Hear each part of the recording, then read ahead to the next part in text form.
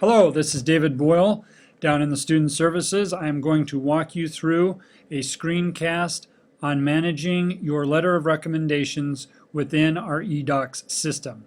I am beginning this tutorial from the sign-in page. Therefore, I am assuming you have successfully changed your temporary password. To begin, the link that we will be first accessing will be our Manage and Complete Your College Recommendations link. You will go ahead and click that link to then get into the main page of where you will be managing your recommendations. There will be two links that will be important as you begin: Prepare Forms and Send Forms. At the beginning, you will see that here is the student, Sammy Spartan, who has asked me to write a letter of recommendation. I am the Spartan teacher. As a teacher, I will only see my name listed. I will not see other teachers listed as time goes on. So as I begin to prepare Sammy Spartan's forms, I will come over to the link and select Prepare Forms. I will then scroll down to find Teacher Documents. Here I will select the drop-down menu that gives me two choices: the Common App Teacher Evaluation and or a letter of recommendation. If it is a Common App school, I will select Common Application Teacher Evaluation and proceed to complete that form as I would if it were actually on the Common Application site or the paper version. Please note that once you add personal profile, you will not have to add that to other students. That will be automatically populated. When I am done with this, I'm going to hit Save Form.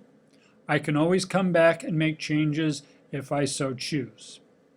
If I also want to send a letter of recommendation, I am then going to go to the drop-down menu again.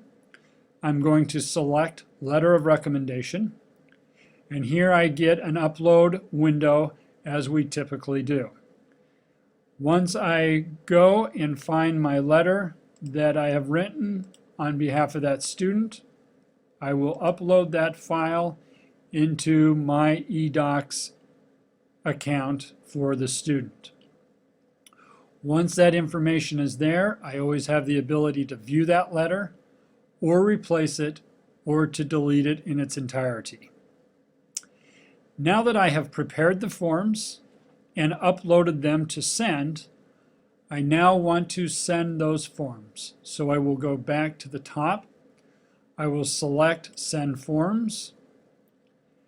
Here will be listed the schools that the student is applying to.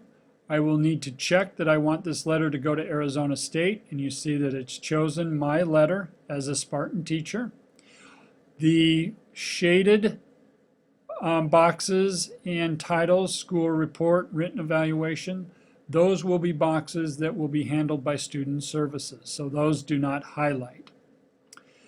I'm also going to send this letter to Ball State as well as Butler University.